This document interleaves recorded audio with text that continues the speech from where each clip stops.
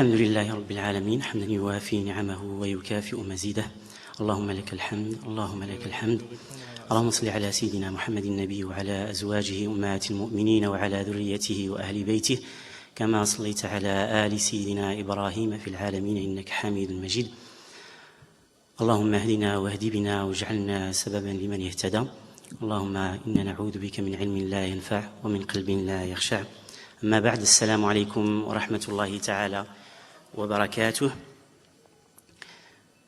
Quand on observe la vie du prophète sallallahu alayhi wa sallam, quand on médite la biographie du prophète sallallahu alayhi wa sallam,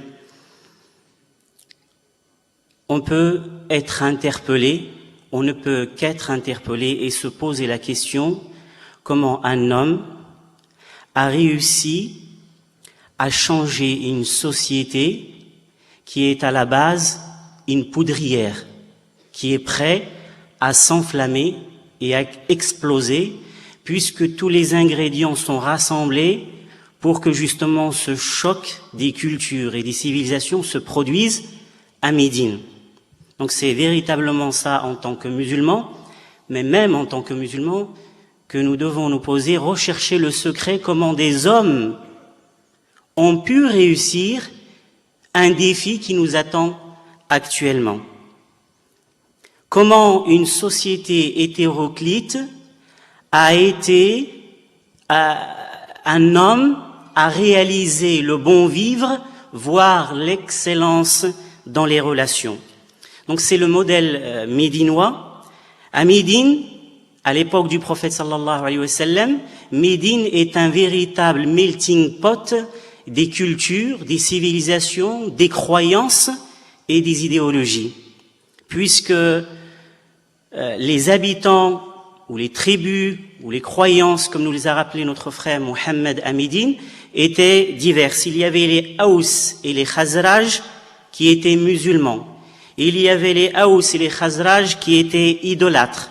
Il y avait parmi les Haous et les Khazraj qui étaient juifs. Elle était également constituée d'immigrés de la Mecque, Muhajiroun. Il y avait aussi donc l'Ansar, ceux qui ont accueilli les immigrés de la Mecque. Il y avait les 3 tribus juives parmi les Banu Qaynuqa, Banu Nadir, Banu Qurayda. Il y avait des esclaves.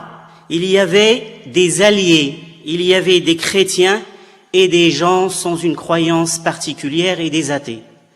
Donc on ne peut pas faire mieux comme diversité, comme antagonisme en apparence. C'est un défi que seul un prophète peut relever et seuls des gens qui vraiment, d'où de leur cœur émane un respect profond pour l'être humain, mais aussi un amour sans limite de la paix, de la fraternité, de la réconciliation, des gens qui sont animés pas avec un projet de politique ou des intérêts personnels ou économiques, c'est des gens qui font table rase de tous ces objectifs purement terrestres.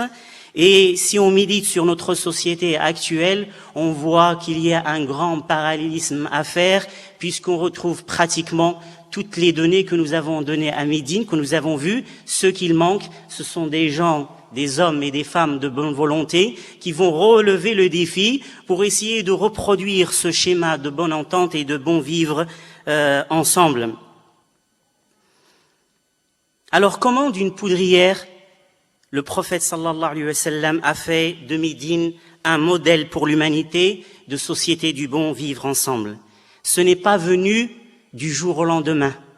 Ce n'est pas venu avec « ça y est, ça sera mon projet politique, ça sera mon cheval de bataille pour les élections ». Non, c'est quelque chose qui émane de la profondeur de l'âme et du cœur d'hommes qui se sont donné ce projet comme défi.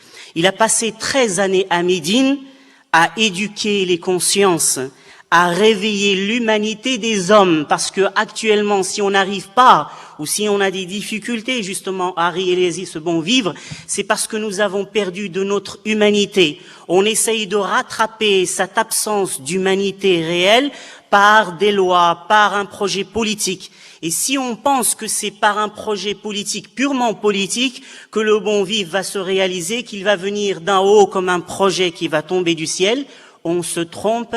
C'est un projet qui émane des cœurs de l'homme et qui vient d'en bas, avec vous, chacun individuellement, pour former un flot immense qui fait son effet. Il a passé 13 années à réconcilier les hommes avec leur créateur et surtout à cultiver les valeurs et les qualités pour réconcilier les hommes entre eux. Donc, Inch'Allah, on va essayer de voir quelques qualités, parce que les qualités requises ou qu'on doit avoir, plus on en a, mieux c'est. Plus nous en avons, plus ce bon vivre ensemble va atteindre des degrés, pas seulement la tolérance, parce que la tolérance, ça veut dire que je vous supporte, mais le respect profond.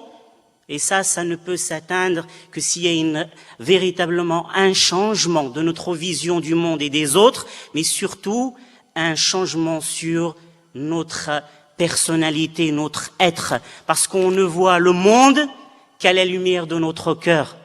On voit les autres avec ce que nos cœurs possèdent. Qu'est-ce qu'il y a dans nos cœurs?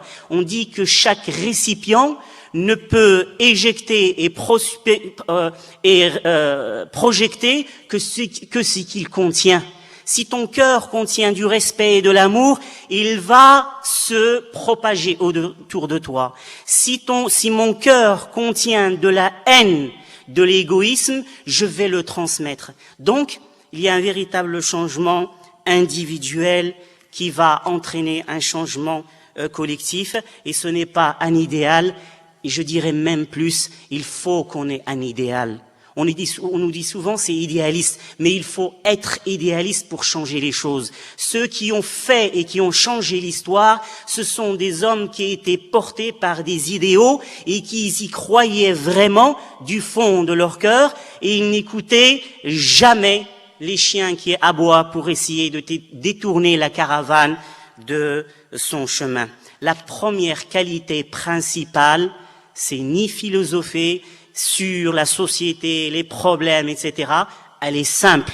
Soit on l'a, soit on l'a pas. Soit on veut l'acquérir, soit on refuse de l'acquérir. C'est aimer l'homme. On doit aimer l'être humain.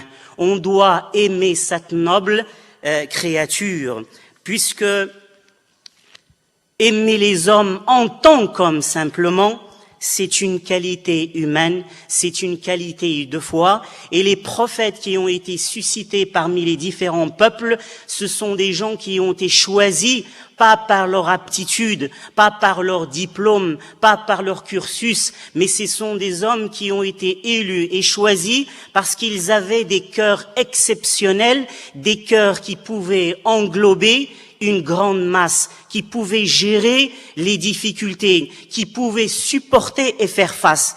Et tout le reste est un complément, est un plus qui est souhaitable.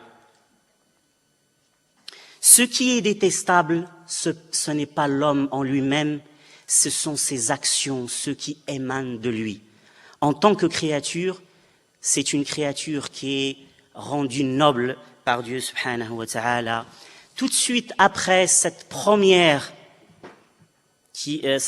qualité qui tout de suite trie les gens, soit on aime l'homme, soit on l'aime pas, vient après la volonté de se débarrasser des symptômes et des vices de ce qu'on appelle al-jahiliya, ce concept coranique qui est une période, pas une période dans l'espace et géographique, mais c'est un concept qui est éternel. Il y a des jahiliya, des périodes obscures, noires et d'ignorance dans les sociétés à toutes les époques. Et à chaque époque, il nous est demandé de sortir de cet espace d'obscurité, d'égoïsme, d'ignorance, cette vision du monde réductrice.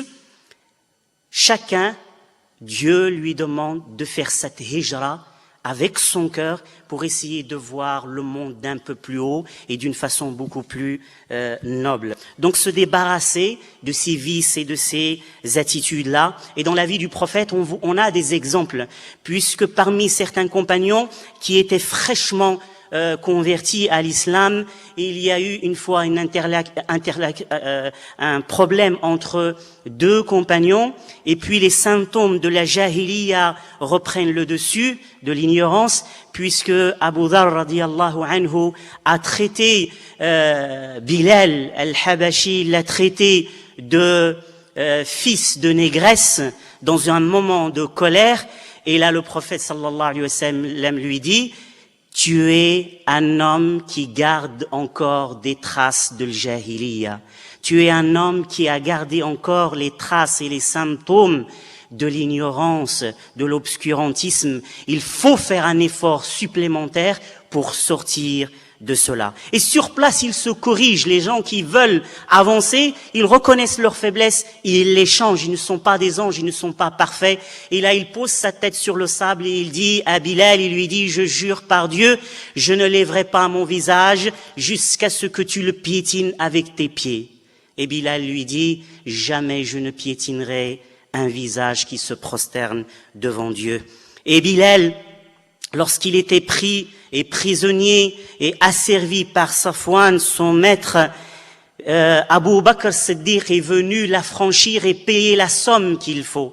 Lorsqu'il l'a libéré, il lui a dit: tiens, prends-le, je sais même pas pourquoi est-ce que tu veux l'affranchir et tu payes tant d'argent. Il lui dit: si tu m'avais proposé 1 dirham pour l'affranchir, je te l'aurais cédé. Et Abu Bakr lui répond, il lui dit, quelqu'un qui connaît la valeur de l'homme, qui connaît la valeur de l'humanité, et il lui dit: si tu m'en avais donné une somme incroyable, je te l'aurais donné pour que tu le libères. Et c'est Omar également qui, lorsqu'il voyait Bilal arriver, il sortait en dehors de la ville pour l'accueillir, pour lui donner sa valeur. Troisième qualité, chères sœurs, chers frères, c'est un cœur miséricordieux. Un cœur, souvent quand on parle de miséricorde dans cette société, on a l'impression que c'est une faiblesse, c'est de la pitié. Il faut être des loups dans une société de loups. Nous, non. On veut qu'il y ait des agneaux. Puisque plus il y aura d'agneaux, Inch'Allah, plus, justement, ce loup, à condition qu'il y ait un bon berger, le loup ne pourra pas s'approcher. Mais si on cultive cette culture du loup, de la bestialité et du sauvage, on aura des loups véritablement. Donc une qualité primordiale, c'est un cœur qui déborde de miséricorde. Et si le prophète est qualifié de miséricorde pour l'humanité, c'est parce que c'est une qualité qui est primordiale. Mais quand le matériel prend la place de la miséricorde dans une société, alors le souci du bon vivre ensemble devient véritablement le dernier de notre souci.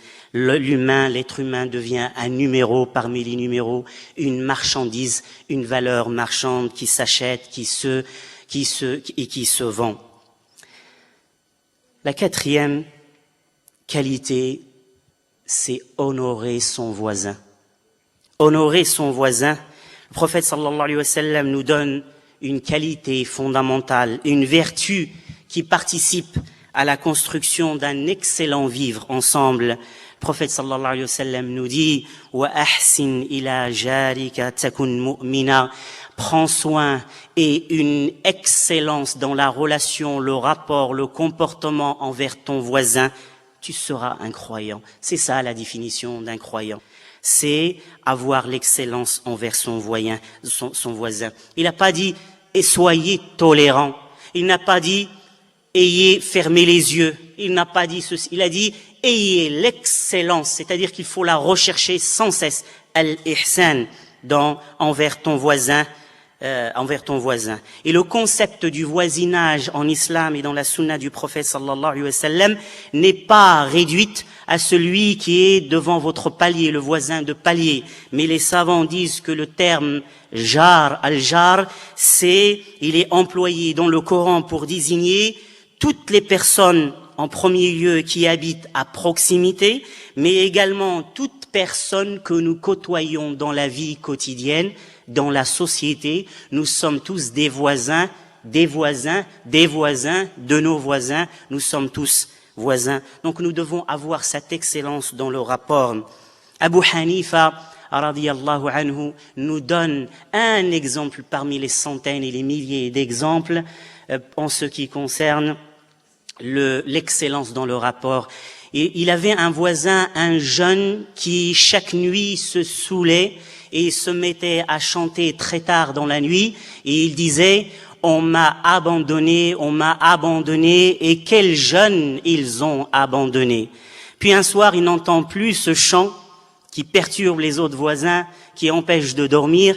Lui, il a pris cela, cette absence de chant, comme un signe que son voisin va mal. Il a demandé le lendemain où est un tel. Ils lui ont dit: il a été arrêté sur la voie publique en état d'ébriété et il est en garde à vue, comme on dirait aujourd'hui. Il est parti pour aller le chercher, c'est son voisin. Il est parti intercéder pour lui. Il a même payé la caution pour qu'il puisse sortir. Puis après, Abu Hanifa l'interroge et lui dit: oh jeune homme, est-ce que nous t'avons abandonné? Et il lui dit non. Il lui dit non. C'est quelqu'un qui était ivre. C'est quelqu'un qui. Donc c'est la vision que nous avons des autres. Je vais accélérer, Inch'Allah. Il reste 5 minutes. Donc je vous renvoie à tous les textes sur le voisin et sur le voisinage. Une autre qualité primordiale, c'est notre vision du monde et des autres. On sait que l'homme peut avoir deux visions. Soit, souvent, une prend le dessus ou l'autre, soit on voit le monde d'une façon positive, avec espoir, soit on voit le monde avec une loupe de désespoir, de malheur. Et ça se reconnaît dans notre comportement et dans notre discours. Si on voit le monde comme foutu, il n'y a rien à faire, il faut juste attendre le clash et se préserver du mieux qu'on peut et préserver ce qui a préservé pour avoir moins de pertes. Notre discours, même religieux, sera un discours de Tofan, du déluge. Il va arriver, il va tout détruire son surpassage et il faut préparer cette arrivée. Nous sommes à la fin des temps. La 3e guerre mondiale est proche. Il n'y a que le mal. Plus on s'approche de la fin des temps, plus les gens sont mauvais jusqu'à ce qu'il restera les plus mauvais. Alors que l'autre prisme, les prophètes nous l'enseignent. Le prophète sallallahu alayhi wa sallam dit: il y a un bien dans ma communauté. Et le mot communauté ici, les savants l'interprètent d'une façon beaucoup plus large. Il y a la communauté qui a répondu, ce sont vous. Et il y a la communauté qui est en attente de réponse, qui vous attend, qui attend les musulmans, qui leur transmettent le message.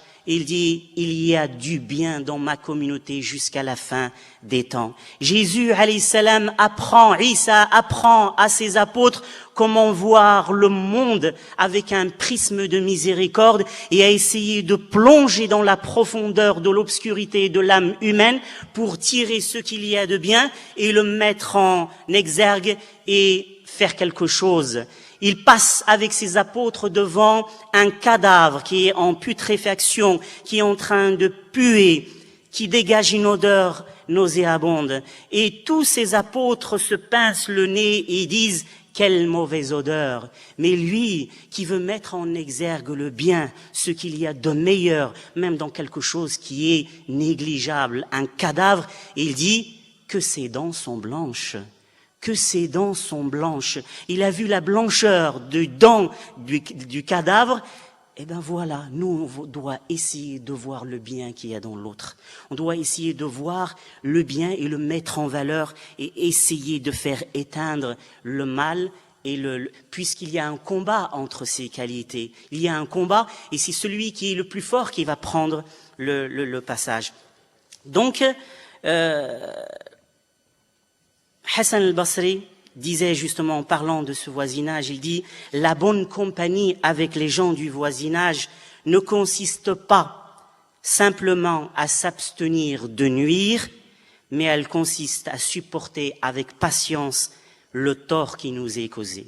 Et je terminais par la dernière qualité qui est fondamentale, c'est d'avoir une volonté ferme de changer. On ne peut pas passer notre vie éternellement à demander aux autres de changer.